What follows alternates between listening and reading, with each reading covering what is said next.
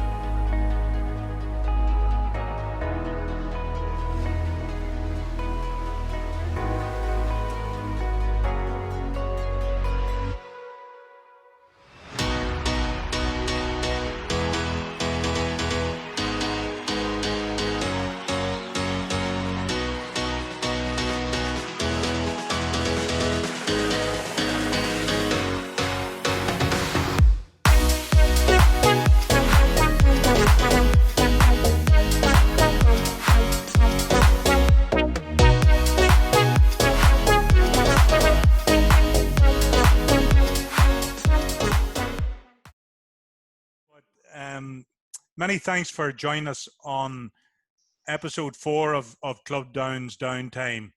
It's really great to see y'all, and even though it's probably this environment has, or the current environment has maybe just allowed this to happen.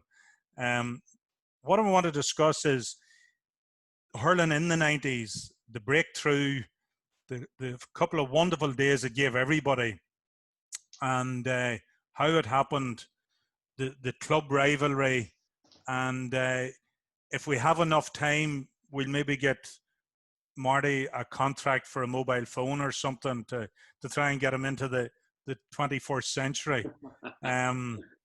But so hopefully over the next 30 or 40 minutes or so, we'll have a wee bit of crack. Just to start, Danny, you're a solicitor. How has the lockdown been for you? Pretty, I suppose, working from home, and the rest has been more or less the same, has it? Yeah, I've been working from home and it's been fine, you know, it's worked out okay. All the secretaries and all are working from home, and we seem to be getting through it okay, you know, just using different means of getting things signed and that sort of thing, you know, but I suppose I do a lot of conveyancing, house transactions, and they slowed down a bit, but we're still getting transactions through, you know. Yeah. So, yeah, it's been and Chris and Kevin, you're on site, lads. How, just before we came on air, I was talking to you, Chris. How has work been? Like, were the sites closed for a while? Site was closed for about 6 weeks, Ross, and opened it up again 3 weeks ago now. Sign in, sign out, the sterilizations is a big thing. The wipes, the spray, every floor. Don't work too close together, sort of thing. If you can keep yourself spaced out, it's a big development, Ross. It's a big building. Plenty of room to move about and get clear. And are you doing all the joinery work? Is it roofing, first fix, second fix, the whole lot, Chris? We're trimming out at the minute.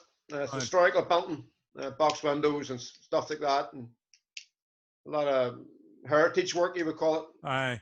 It's a good job now. It's in Donegal. It's not too far away. It's grand. Good, clean work. Good stuff. And what about you, Kevin? First couple of weeks was off. Yeah. Mostly I do private work, extensions and stuff like that. So. And did people not want you about, or did work just? Well, some people were quite happy for you to come. If you're doing a job outside for them, just right. Come and do it. There's no problem, and they just stayed away. But the first 2 weeks there was nothing, and then it was a couple of days a week for the next 3. And now we're back. We're back at it full whack again, you know. So. Yeah. It's one of them things. But just Chris says you have to be careful what you're doing. You're traveling your own van. You're washing your hands constantly. Just keep your distance and being smart. Yeah, that's it. Marty, you probably in the shop were busier than ever. Yeah, it was chaos. The first month particularly, it was absolute chaos. Panic buying and filling freezers and people I hadn't seen for years were shopping in Portaferry, never left the town, and deliveries and stuff like that. It was brilliant. Even yet, the weather, the forecast, was guaranteed every week. Barbecues. Yeah. Home, and they were barbecuing and having a beer at home, and it was flat out. That was great. It's all right. I'll dead on. Good 100%. stuff. Good stuff. Okay, well, it's good to see that everybody has come through it. We'll start on the main topic, the hurling of the 90s. And while I have to say, I didn't know that Down had won a hurling title before you guys won it, but it was nearly 80 years ago. It was in the 30s and I think 1940. And such was the dominance of Antrim that actually the Ulster Championship was suspended for nearly 40 years, from 1950 to 88. Danny, where did the idea come from to relaunch it? I suppose maybe it came from the fact that we were starting to come up the leagues again. When I started playing in '82, I think it was, we were Division 3, and we're a Division 3 team, maybe high end, but we then sort of got up to Division 2 and we seesawed a bit. But you could see that the talent was there, and I suppose people recognised that, and maybe there was some sort of something put in to try and get back in again. But we did get in '88, and the match was played in Armagh. I can remember playing that match, and we gave Antrim a good run for it in '88. Eventually got beat by maybe half a dozen points or so, but kept getting closer then after that. '89 and '90 and '91, we probably should have beat them in '91, maybe even '90 as well. But yeah, we were just closing in on Antrim, and you could see that the gap was getting less and less, and that's probably why somebody came up with the idea. I don't know who it was, but we got there, and it was good because they were great days. Very good. Well, Kevin, everybody knows, and I know growing up before even Down football was strong in the 90s, and we would have went over to watch, the county finals, the hurling finals. Did you realise as a group of players that the intense rivalries in the club scene, that there was a talent and an ability there, if it could only be, what would you say, if it only could be brought together, that were good enough, that was going to be good enough to take on Antrim? Well, I think the boys knew the talent was there. The rivalry has always been, and it probably always will be there, if you ask these other guys that as well. But to be truthful about it, we needed somebody to come in and pull us all together to get the best out of us. Yeah. And that's exactly, Ross, what happened. Now, granted, as Danny talked about there, 1991, yes, we could have picked Antrim at that time, yeah, but we just weren't ready. But this ball all started rolling with a colleague of yours from Newry, Sean Hollywood. The big fella, God rest him, yeah. Then Sean McGuinness came in, and he just put us straight on the straight and narrow, Took another. Yeah. Chris, just when Kevin has mentioned Sean McGuinness, that is, if memory serves me right, Sean was probably maybe the first outside manager. Obviously, Down we weren't in an Ulster Championship, but given the intense rivalries that there were in the club, did it take someone from the outside to come along and probably be seen not to have any favouritisms? Sean took an under-21 team, Sean McGuinness, and they won the under-21 championship. Sean Hollywood won it with us the year before that, Cody, didn't they? We beat Antrim in Casement. They still have never beaten Casement on the 21 level. And Down beat them. And then Sean disappeared a bit, and then Sean McGuinness came in and took a couple under 21 teams, and the one, Marty, you won one, didn't you? Yeah, I think so. You won a couple under 21s, Ross. And then Sean he was taking the senior team at the same time, and Yes, he was the first outside boy to come in, and he brought trainers in, and he brought, as Cody says, he gelled us together in the changing room. But Ross, we started winning league matches, as Donny said. We beat Laois in Laois, our first big match, one winter's night, one winter's Sunday. Remember the bad? The Down team to go up in Division 2 and beat Laois in their first match. That's sort of way started the ball rolling. It wasn't hard to get boys to train, Ross. It wasn't hard to get boys to turn out to train. We used to train in Ballygallget up in the bank, where the old car park was. And it was murder sessions on a Tuesday and Thursday night. And there was a big turnout. He got big numbers, Ross. He could have had 25 or 28 players there, training very, very hard for positions. The subs he had were very, very strong, Ross. Yeah. Sub panel. He brought a lot of players in, as Cody says, and he kept them together and kept them working together. And everybody, you had to be on your toes. If you weren't on your toes and playing quality stuff, you could have been dropped. And that's always the sign of a strong panel. Yes, he did make that difference, and he didn't take any messing. Yeah. The messing stopped, and it's quite seriously we started applying ourselves to the task that we had to do. Like we won a lot of Division 2 matches too now. Yeah. And Marty, do you see, Danny said that we're close, say 89, 90, 91. What can you remember, or what was the change in 92 that sort of got us over the line? Was it just experience, or was there more to it than that? We felt we got probably so far at the time, we got knocking on the door, and it got to the stage where we had to win the damn thing. Would that be fair to say, Donny? We had to get over the line, and the motivation, remember that day in the change rooms, was ridiculous. McGuinness was a great man for motivation. He was over the top, like wee stories, he always used the political thing on it, political slant on it, and I think in 92 we were going out on the pitch, we were nearly ready to go onto the Falls Road and fight the British Army, never mind fight Antrim.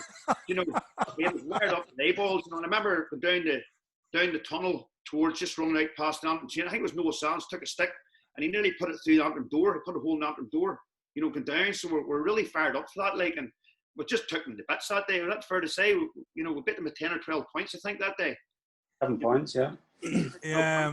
My memory of the day is that on a score line, it looked comfortable, but on the play itself, I don't know why you guys would agree, the scoreline actually flattered Antrim a little bit. It could have been, it was 12 or 13 points. It could have been 15 or 20 points. Yeah. I don't know why you felt the same. I know you were involved, guys, but for us that, for fellas who were going to watch Down hurling probably for the first or second time ever, just I was shocked by how good Down were against the team that were beaten in an All-Ireland final just 2 or 3 years previous. Would you agree, Kevin, or am I maybe just being a wee bit naive on that? Well, what I can remember from that day is very simple. Marty said Sean McGuinness was motivated as well. We went out onto that field, and every one of them boys put their heart in the shirt. And I tell you, we played the shirts off our backs. Everything Antrim threw at us, we repelled it and went up the field and scored. And Antrim were demoralised that day because they could do nothing with Down that day. And Ross, the crowd at that match was fantastic. Incredible. The crowd that day was brilliant. I wouldn't know whether you guys were aware of it, but there was a lot of support from the non-Ards. There was a lot of support from South Down over, and it went to it as well. It probably for a footballer, it was one of the most exciting days that I've ever had, going to see a down team playing. It really was incredible. What are your memories from the day, Danny? The day of the game itself? Yeah, it's when you look at that team, it was an incredible team. It was full of talent from full back line right through. There's no teammate of yours there in the big ball game, and centre half forward Greg Blaney, and yeah, like Greg he didn't play much hurling, but you know, he could have been the one that maybe just got over the line that day, you know, because I think he was playing a bit in '91 and couldn't make it and missed the final that day. Well, I'll tell you a story about that. His input in '92, like, you know, he didn't score much, but his distribution of the ball was a bit like he does in football. You know, he wanted a lot of dirty ball and could pick a man out just running through. He just knew, you know, looking from Mickey Linden, he got Noel Sands instead. You know, that sort of thing. Like he played it as he played his football. Right through the team, that half back line, Marty Gainers and Dermot Woods, like they weren't big men, but by God, that was some half back line. You know, there wasn't too much to get past them. You know, and the wing half forwards there, Chris and Jared McGrattan. You know, two Port Fairy men, great. Not Martin Bailey and, you know, Mickey Blaney. Just it was some team. You know, and Cody at the back. Cody was one of the best, probably the sweetest strikers of a ball. Kevin there that's with us here tonight. You'll ever see, you know. And in fact, it was him that probably got us the replay in '95 then. Yeah. Long range. Team effort, Donny. We were always a team, kid. I think I would say, Donny, there's a guy you never mentioned there, but you're probably going to. Paddy Brownie was one of the best left backs in the country. He was like he was top player, Paddy. Like, you know. I think I was suspended, Ross. I think I got 3 months before that. I got sent off against Ballygelget. And that was at a time, Chris, where the county players weren't protected in the corridors of power. I got 3 months against Ballygelget one night in Ballygelget. I missed the final by a day. I got 3 months in the county Antrim board gave me 3 months. I missed it. Oh, it was the Antrim County Board because it was the Antrim League. Yeah. Fair play. Fair play, yeah.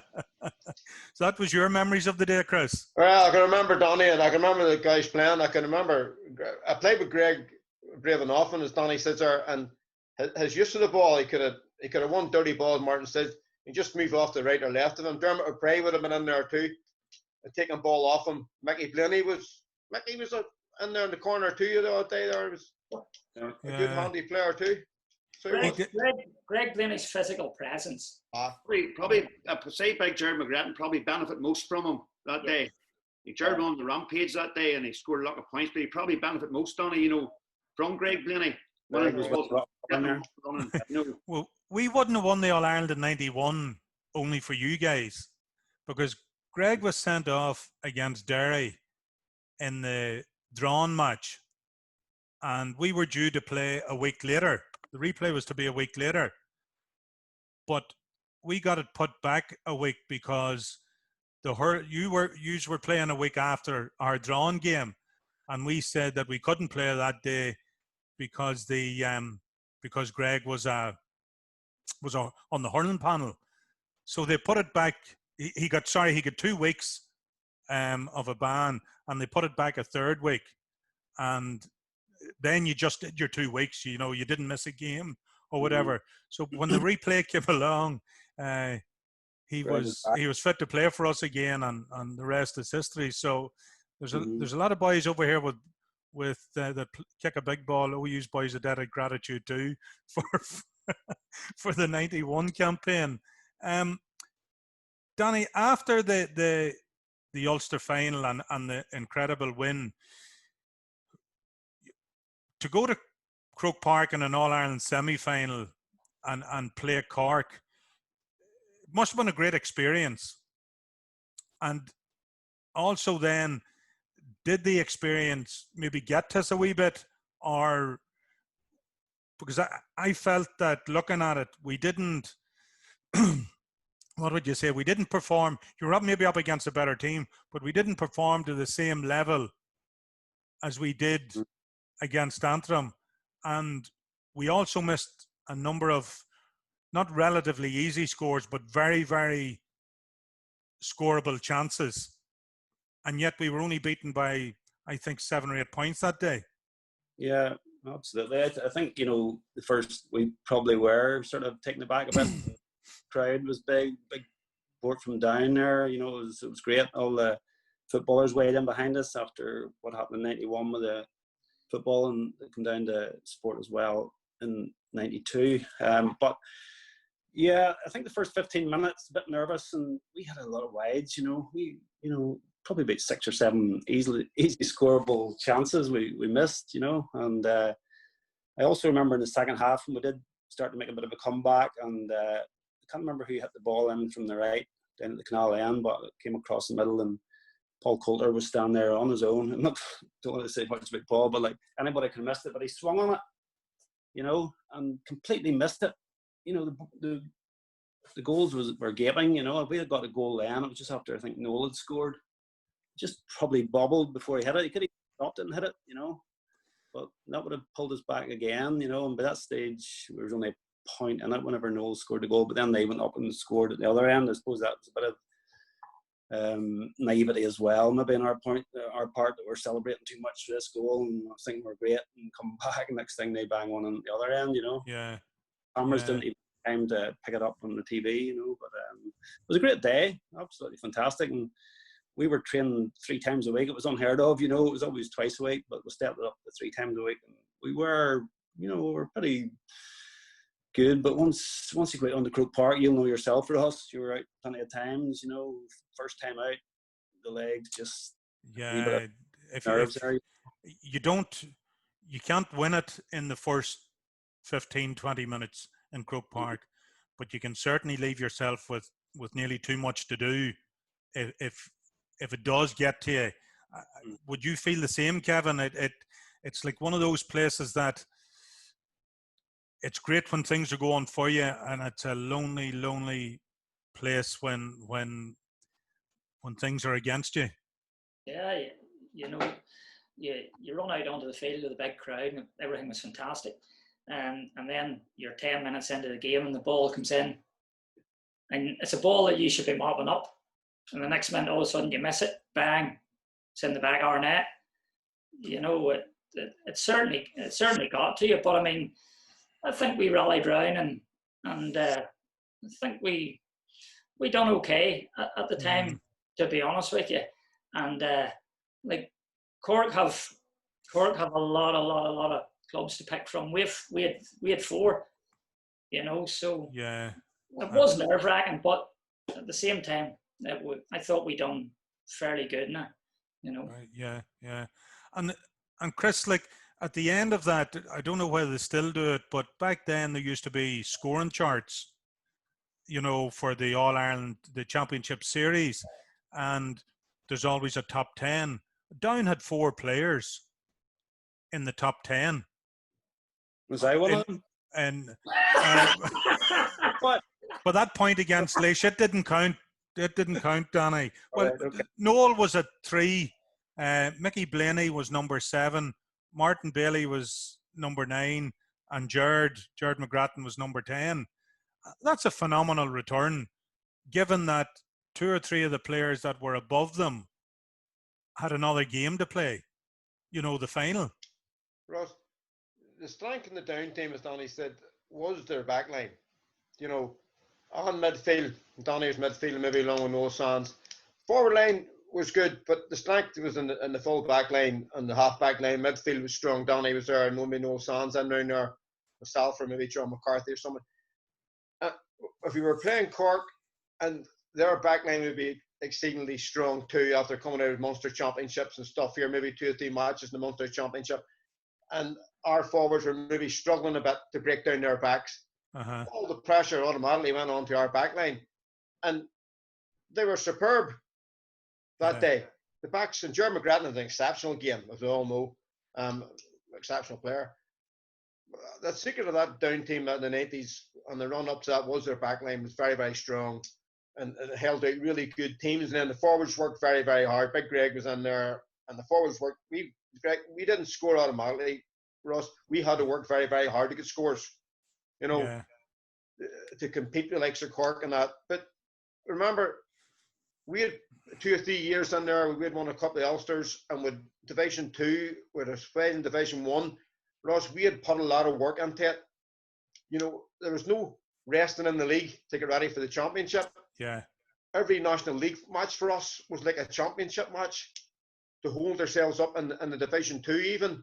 And then we get into Division 1 and then we won in Ulsters and stuff there because of the back of all that work, winning and playing good competitive league matches. Yeah. It was very, very good that way for us.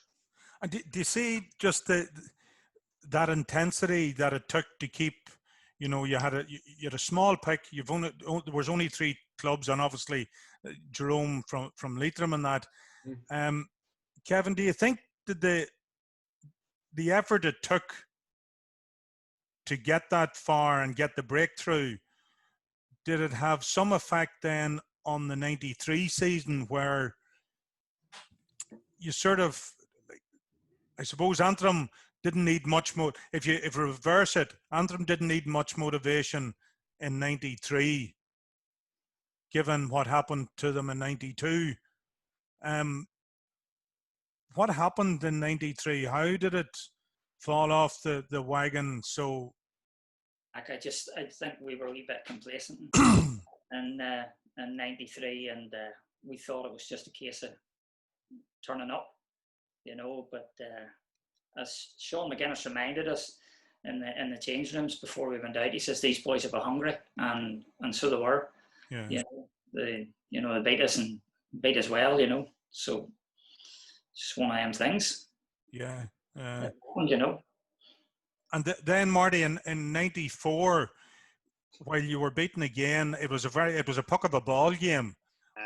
Were things back on track at that stage? And did 94 did it really sort of place the foundation for the return in 95?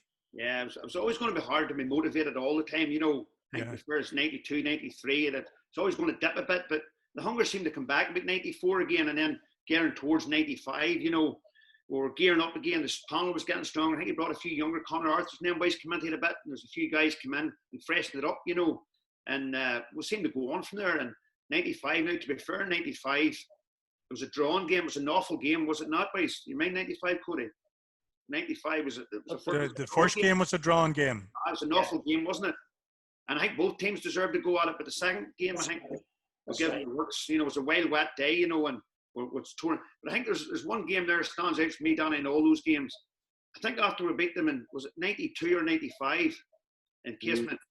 And it was a massive upset, and we were to play them back in the league then, January, February time, and they were gunning for us in Casement. And that was the big match. We went up there, and it was hell for leather, Danny. It was my most satisfying win. And we went hell for leather at it. I think Jared McGrattan had to leave the field that day with broken ribs or cracked ribs. Yeah. Poor Andy's like a day's work. We beat them by 5 or 6 points. I think that was a league game, yeah. League game. That was a smashing game, you know. And that was the first match after we beat them in the Ulster, Marty. Yeah. We played them in October, the first match in Division 1, the National League. Yeah, Division 1. Yeah. That was a bad-tempered affair. Yeah. Jennings got the line in the first couple of minutes. That's right. They were gunning for Jared McGrattan because he had a bit of a reputation. You know, it was a very, very, very physical game. I can remember it was brutal, Donny. We get stuck in them, Ross. Yeah. I want to show it was a flash in the pan. You see, 92 Ulster. Marty, you hit the nail on the head. I thought that was a very, very tough match. It was tough game, brutal stuff in around the middle. Yeah. And we beat them, and for me, that was a big win for Down to beat them that day in the National League after beating them in the Ulster. Like they were really sore after the Ulster. Yeah, and more or less kept us up in Division 1 as well. You know what I mean? That okay. Winner keep all, takes all here. Yeah. And got them again, and they weren't too happy with that one. To be fair. There was a little bit of a carry on at half time down the tunnel. There was a bit of shenanigans going on down onto the pitch and stuff. Yeah. You involved? I don't remember. Did get a touch there. Probably was. You didn't get another 3 months, no? I got 3 months not long after that, Ross. Right I talked about 95. What I remember about 95 was the drawn game. I thought they had us beat, 5 or 10 minutes ago. And that's why I mentioned Kevin there. He pulled us out. It was some long range freeze in the 70s, and we just pulled it back to a draw, and nobody gave us much of a chance in the replay. But I thought that was a great game. The replay game against Antrim in 95, it was a great game. We beat them maybe 5 or 6 points in the end. But I think you get man of the match, Danny, am I right to say? I thought it was a blow. It was a great game, Dan. He scored 3 points that day, boy. I'll just tell you one thing. I got man of the match for. I was reading the Down the Quarter report on the other day. I found it lying about the house, but it gave. Right. Arthur was man of the match. Big John Blob. I got one. Or I got a TV. You got television. It was like BBC the Championship or something. They give away a TV to match every time. I think. But Donna, you were always our pin-up guy, Donna. Pardon? Donna, you were always our pin-up guy in the team. It was all right. The girls loved him, Ross. Oh. Yeah, but I still meet Blob, and he said, "This is John McCarthy." He keeps saying to me, "You haven't left that TV down to me yet," you know. It was big Blob at his smashing game that day. He scored 4 points. Balls off the ground. He had a couple off the bar. Off the deck. Sort of, as you would say, the half volley in football, but sort of top shot and all the way from the field of the bar, you know. Yeah. I actually thought he won man of the match that day, did he not? Well, as I say, I got the TV, you know, I won. Still watching it. Do you see the Offaly game, Kevin? To me, that was probably...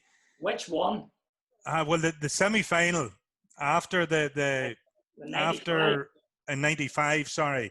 Okay, you got to remember we went to London and we had a brutal game in London before that match where Paddy Braniff got hurt. Lost Paddy Braniff that day. That racked Paddy Braniff. It was a wild hot day, Cody. Paddy Braniff threw himself into a challenge that won us probably that match that day. Mm-hmm. He racked himself, didn't he? Yeah. He didn't play in the semi-final. That semi-final, Kevin, that probably was of the whole few years. That probably was the biggest disappointment for me, because I really thought that it was so close to getting to an All-Ireland final.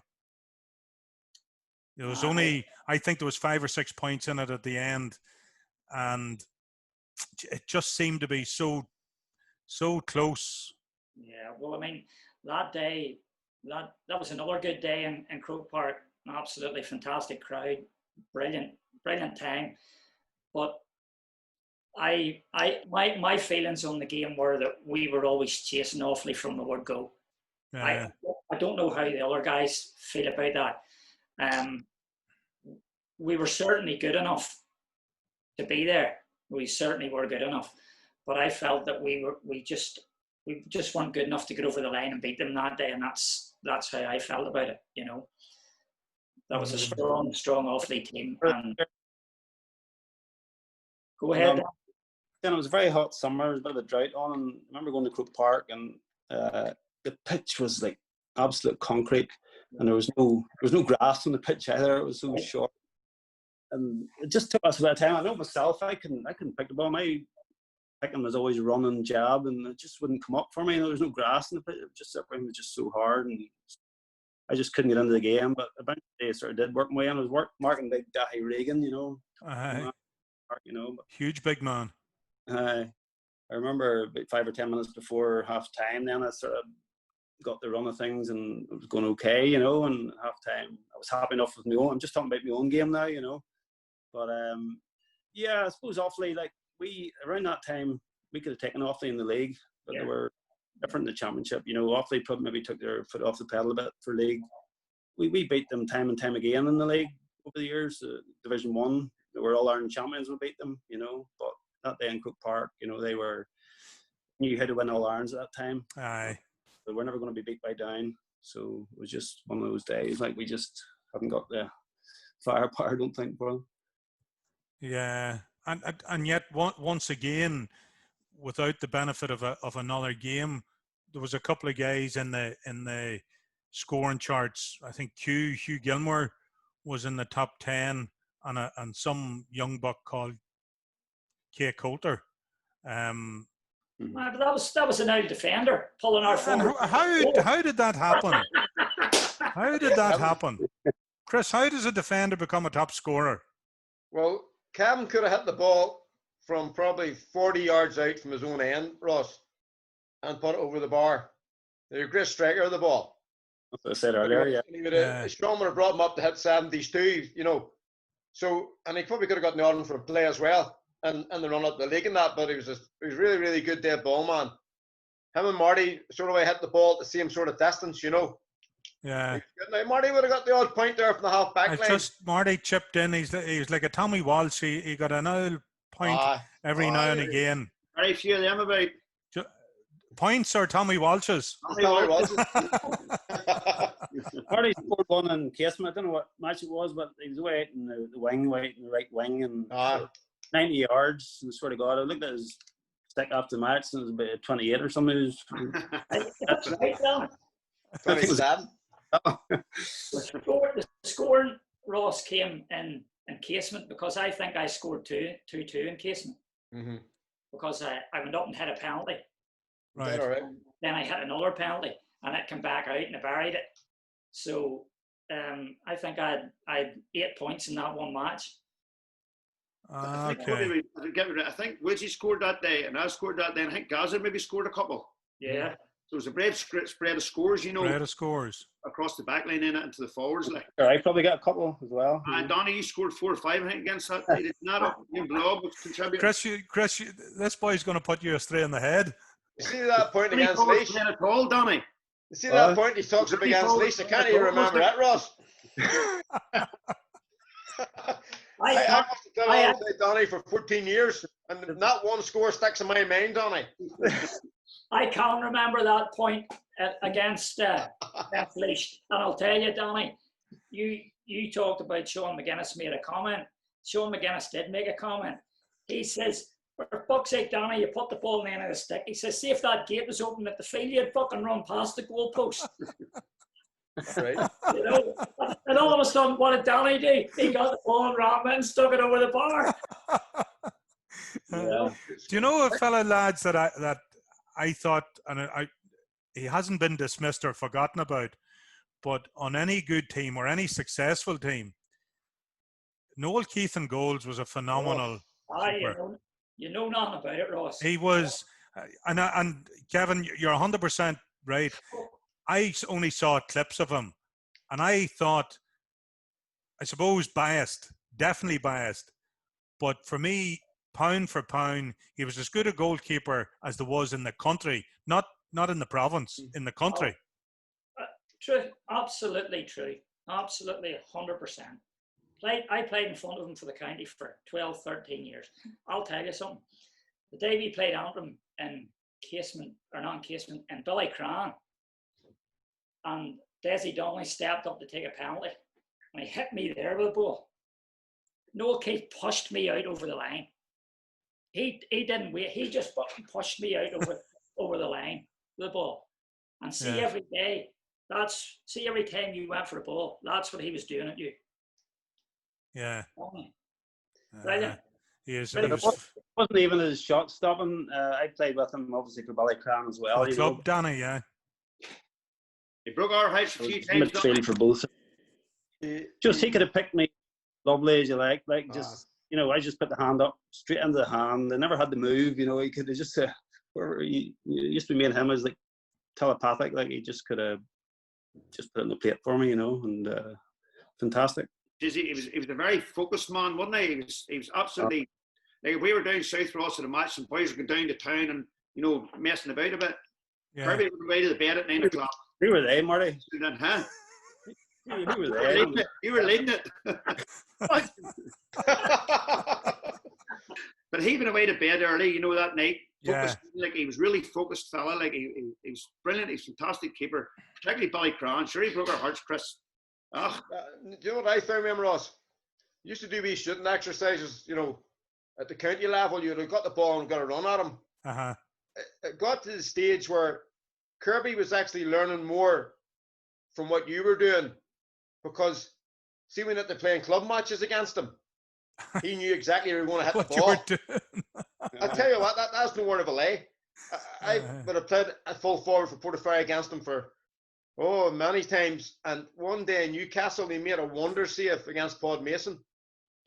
It was a drawn match, and to this day, I don't know how he stopped it, but he turned it over the bar for a point, and it ended up a draw, Donny. And I never seen a save like it. But Railway Cup, Hurling 2, he made a great save in Casement that day, you remember? Ulster beat Munster in Casement. And it was back, there was a lot of down players in that team.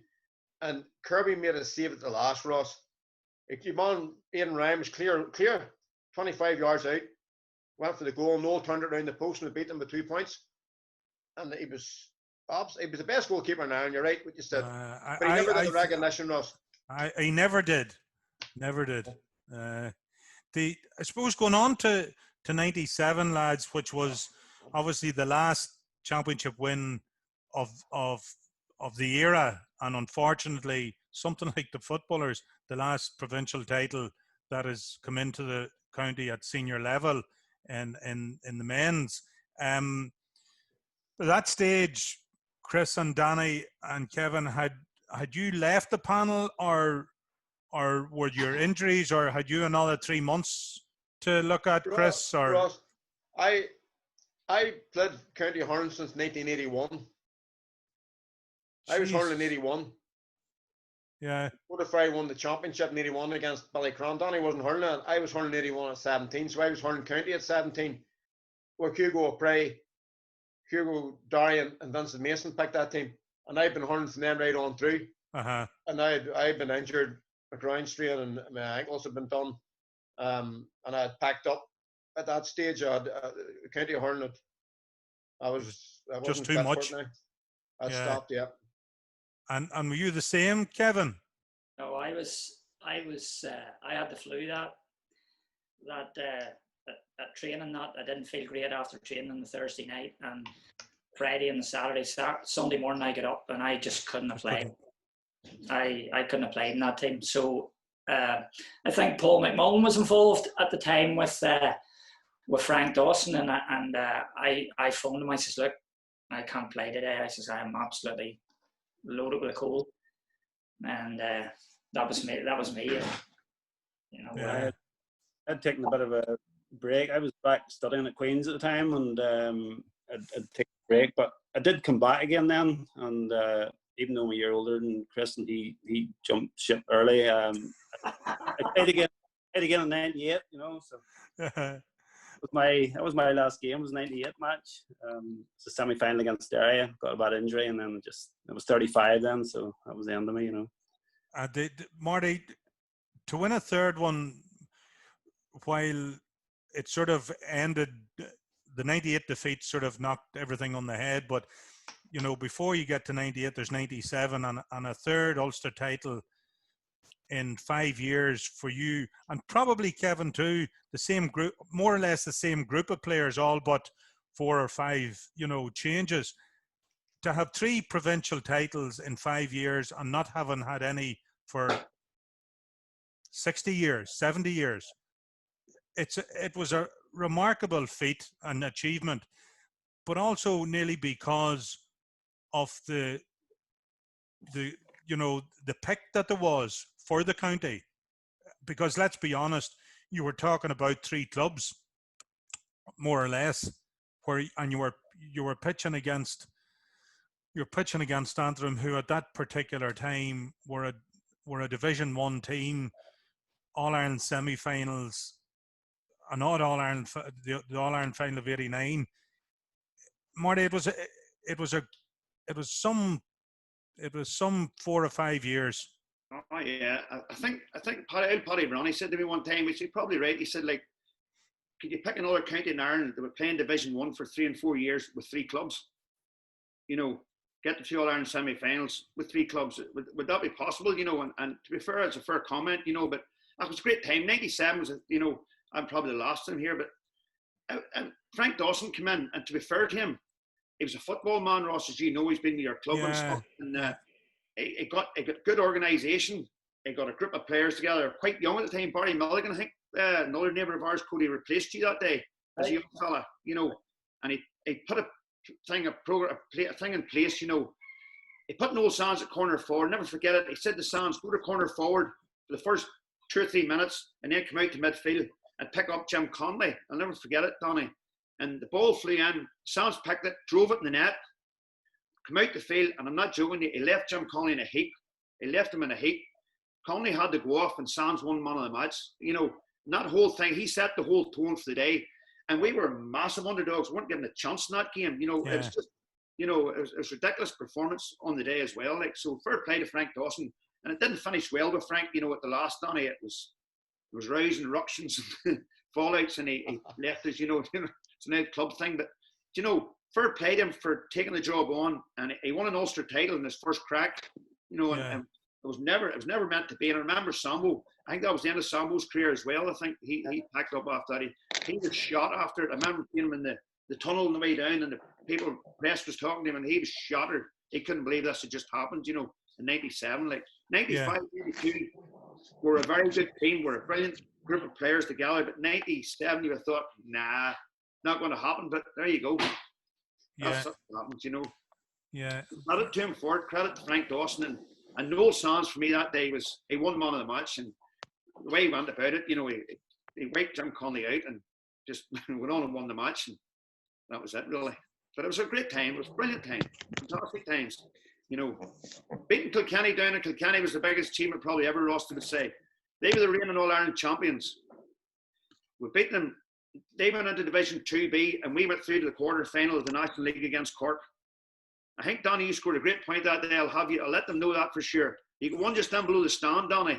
Christopher's nodding his head here. And you got it, and you cut back, and you put it over the bar. I think it made it level, I think, at the time. And then Jericho, I know he's lying back. Chris is lying back. He scored 7 points that day. I'm going to mention another two here. That's right, Marty. He was man of the match. He gave Pat O'Neill a roast, and he's waiting for that to come, so he is. We'll let you know about that. But he missed the penalty. He missed the penalty too that day. Catherine's about to break open the champagne here for this stage. Yeah, we're about 3 or 4 points down, Donny. Weren't we getting the last 10 minutes? And we pulled it, you know, we pulled it back and we won by a point. Coulter scored a great point that day. He moved up to full forward. That's right, Marty. That's all right. Look over his head they got there. I don't know, he just left it and fucked over the bar. Hallelujah one, Ross. Hallelujah over the bar. There was a massive Chris, crowd. you take them all. You know, there was a massive crowd down that match, Donny. You know, remember that? The crowd in the stand and buses down and the crowd was down. And they went into Division 2 and we went into the National League quarter-final against Cork. They were the reigning champions, you know. That was some achievement, you know. That's unthinkable. And would you put that, you know, a win like that, guys?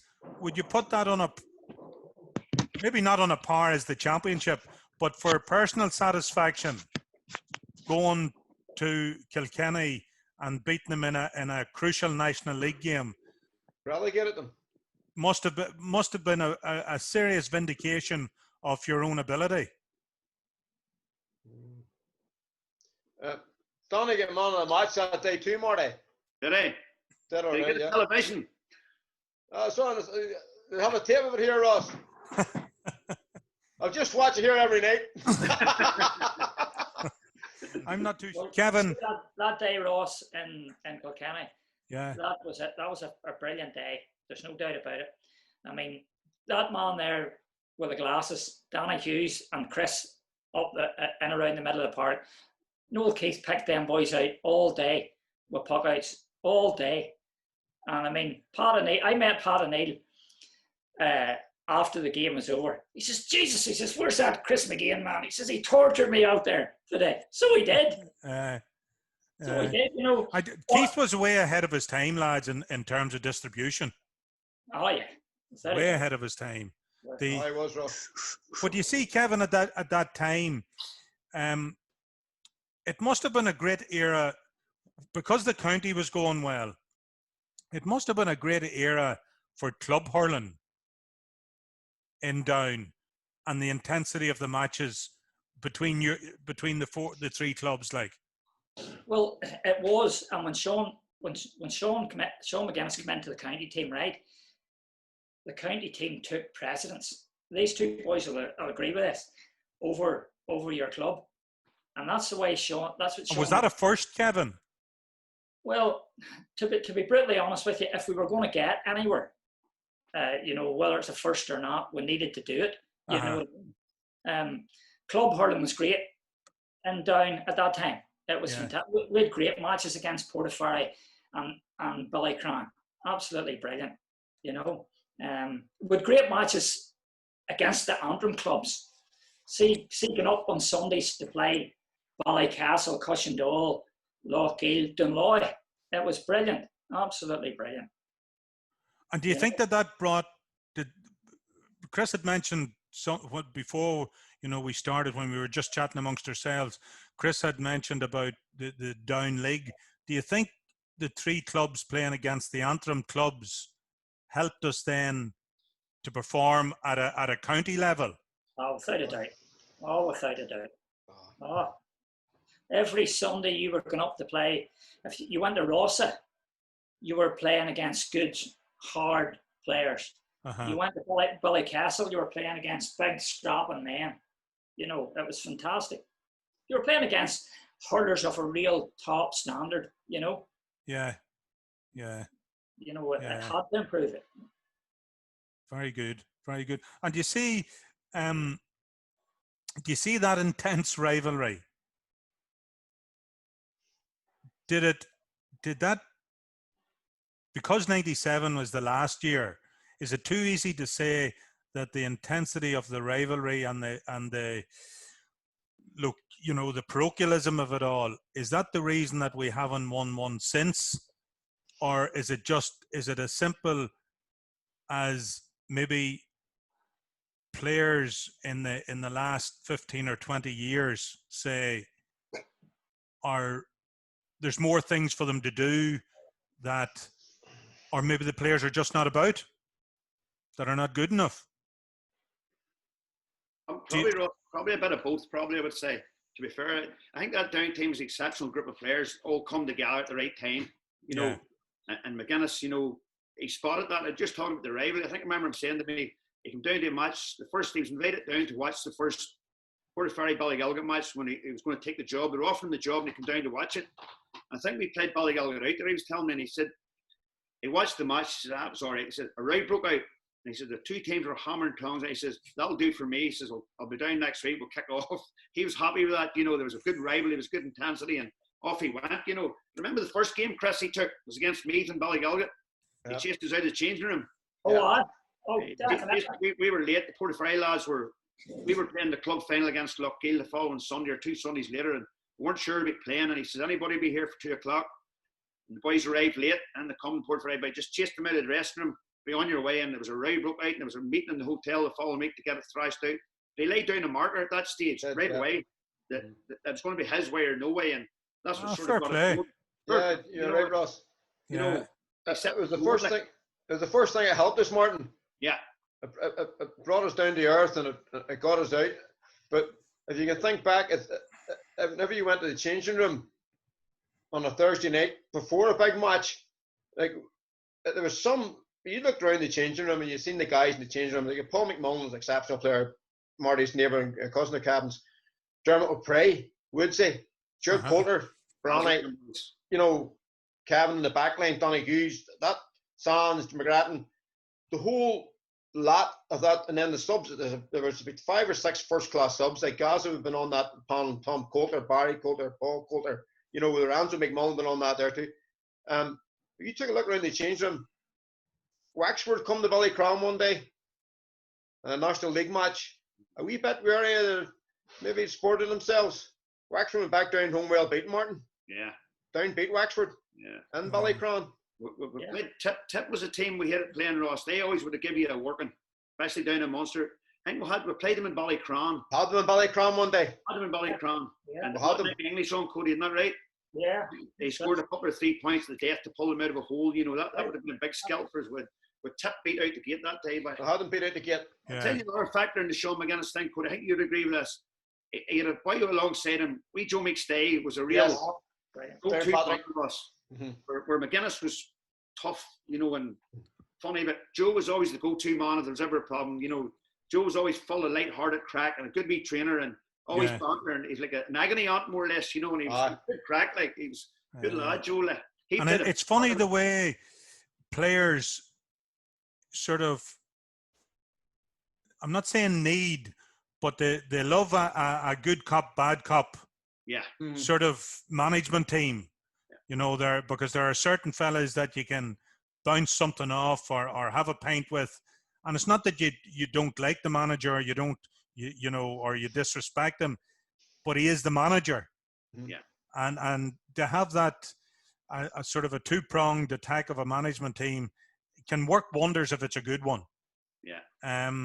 Kevin, we'll try and wind her up over the next few hours or so, but there's a question I wanted to ask you. And this is, I even saying it from a footballer, hurling's popularity over the last 10 years, say, has never been greater.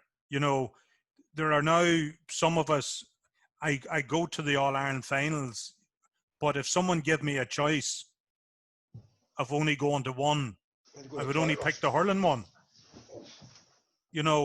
Is there something in Down we can do to sort of latch on to that, to sort of try and get a group of kids or a group of young hurlers to rediscover the glory years? And I don't have any embarrassment in saying that, but the glory years of the 90s. Well, I think the first thing that you have to look at is the way the structures are set in place, because the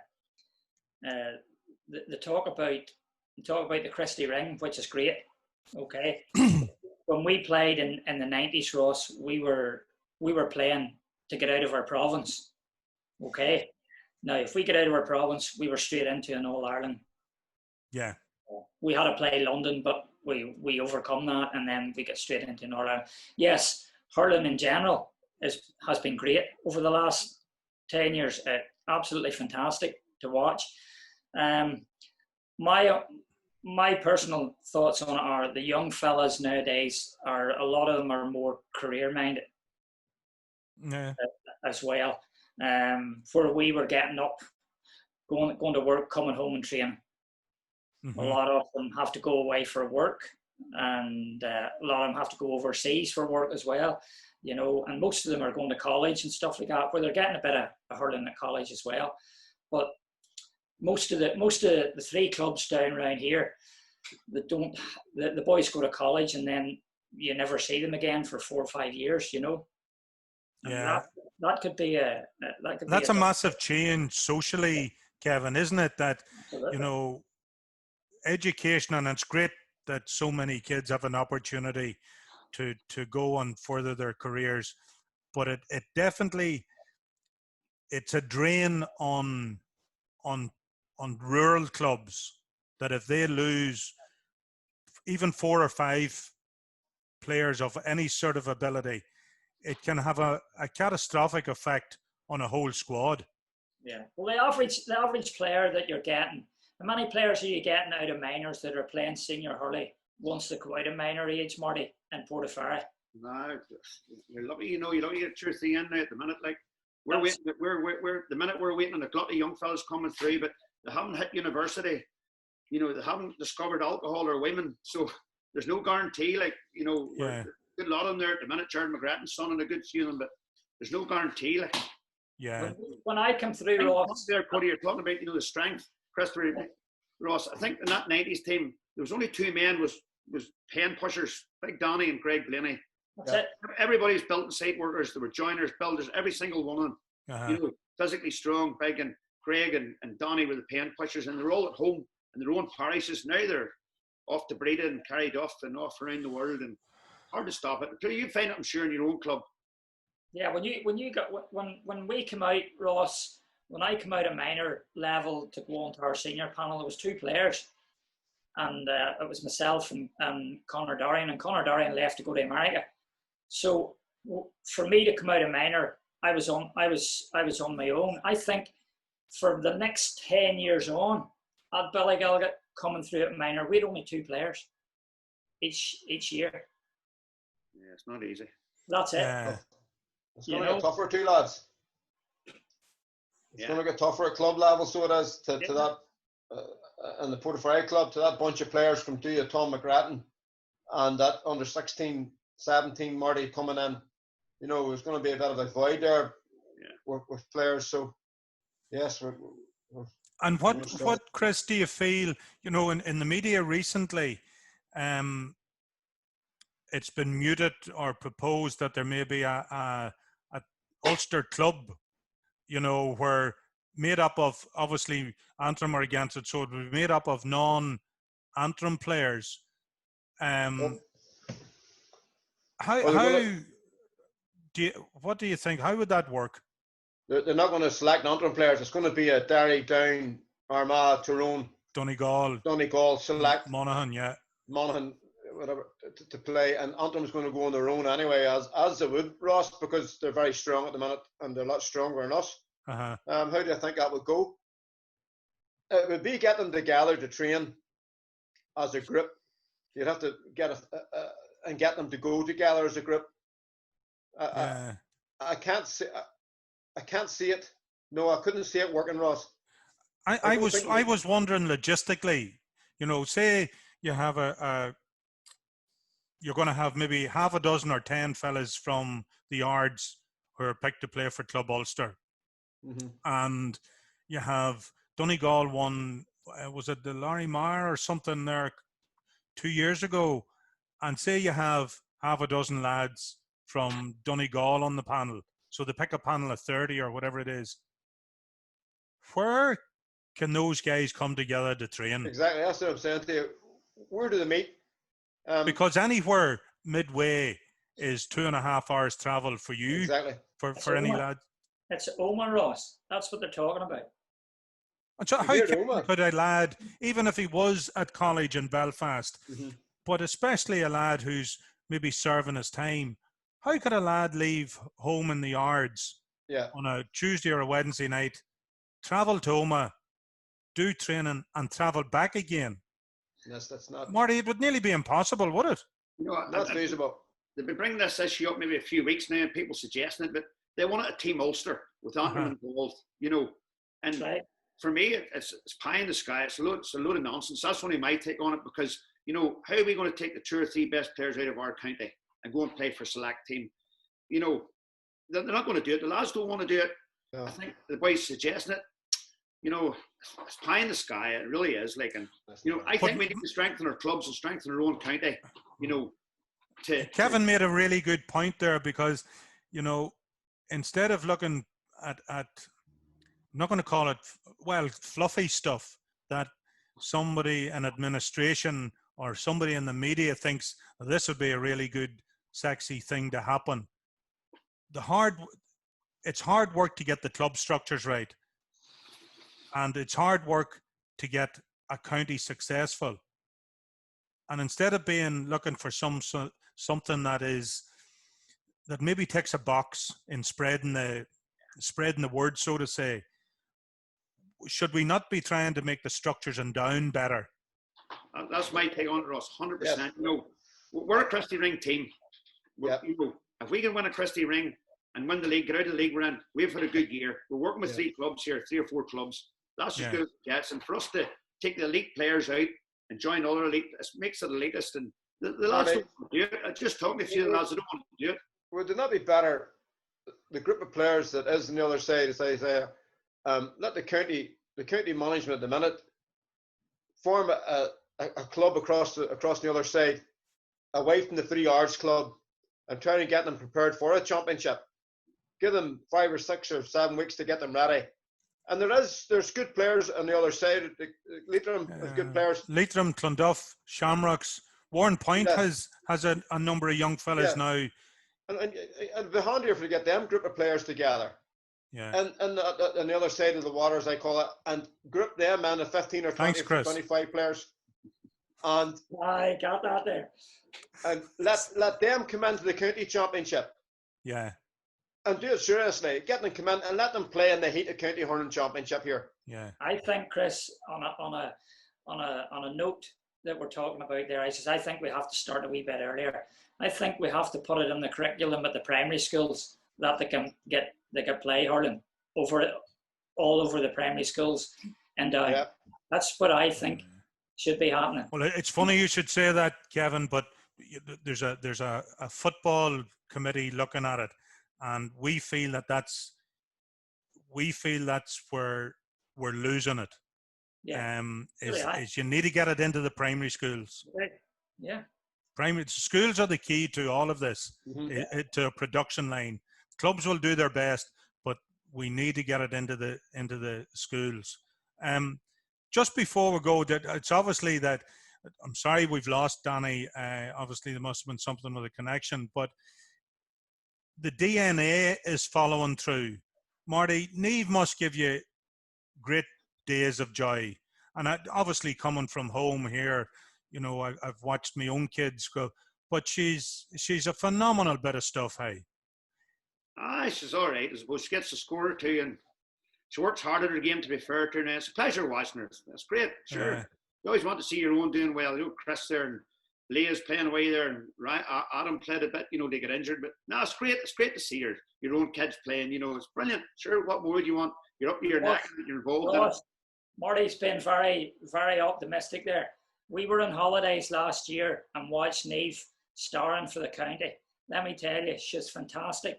Yeah. Absolutely fantastic. Kevin, obviously, I would go to watch her because my own girls are playing with her, and she is a phenomenal bit of stuff.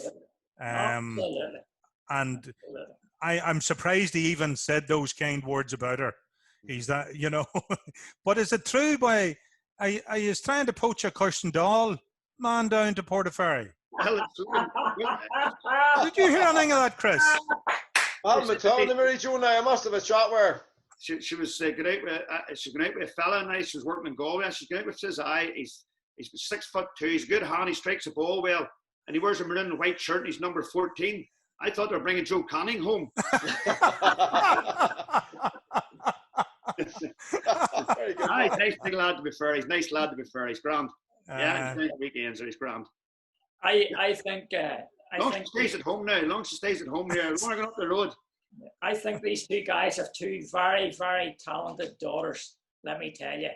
Well, funny, Kevin. I was just going to ask the boy at the top there. How do you find being introduced as Ciara's dad? Well, no. Ross, many years ago, Ciara was at home, and it was a dark night, you see, and Cody and I were doing a bit of running around the town. So Ciara arrived home, and I said, "We'll go for a run here, Ciara." Dead on, Daddy. So I sent Ciara down the street, and Cody was running up the lane to meet me, and here's Ciara standing waiting on him. He's Cody. First thing Cody says to Ciara, "Where's your dad?" I'm not running that fast tonight, he says. All right, Cody. Chris, how is the wee Portaferry girl, or the wee girl from Portaferry? She's bearing on. She's in great shape at the minute, Ross. Yeah. She's back on the track at the minute. She hadn't been on the track there for a while. She's doing track training now. She's done a big session last week, or towards the start of this week, or last week. Yeah, last week she's done a big session, running great times at the minute. Apparently, she is. And get started in maybe a bit of a track season if she can get started. Very good. Well, you know, I think from this boy on the other side of the water, I'm sure your two mates there won't mind me saying that we're all incredibly proud of her and chuffed to bits. And for you and Catherine to see her wear that green shirt and perform so well, many congratulations, and long may it continue, boy. Thank you very much, Ross. And I heard now, in fairness, you're now signing her wee autograph. You're signing her autograph and charging people for it. Is that true? Not just yet. Not just yet. Not a bad idea, Ross. But Marty would know Ciara very, very well, as does Kevin. Ciara would have played camogie along with Niamh, and she knows Cody very well, of course. And Ciara loves camogie, loves playing sport, Ross. Can play Gaelic football, pretty handy at that too, let me tell you. Good. She's a good sports person. She's naturally a good sports person. She can run all day and do all these different things. And do you know something else, Chris? She's a great girl. You know, for by it all, she's just a great girl. She takes it after her mommy, Ross. You beat me to the punch, Kevin. I'll have to agree with you, Cody. She's chased after me for years. Well, here, lads, there was one thing that we didn't discuss. There was we beat Offaly and Tullamore. Mm-hmm. Danny Hughes got his jaw broke that day. That all right? Did you whack him, Kelly? Yeah, and he spent the night, I think, in Tullamore General Hospital. Mm-hmm. Oh, we went home without him that time. Mm-hmm. We beat them that day too. Yeah. Well, that's a good one to wind it up on. That you beat Offaly as All Ireland champions and beat Kilkenny as All Ireland champions. It's not bad. Yeah. Listen, fellas. Hopefully, this current situation will end and we'll get back to some sort of normality, and maybe Kevin will get an odd 3 or 4 balls and hook something up at Ardglass or down at Kyrgyzstan. But we'll definitely try and meet up when this is all over and have a cup of tea and shoot the crack. But thanks a million. I really, really enjoyed it. Thank you, Ross.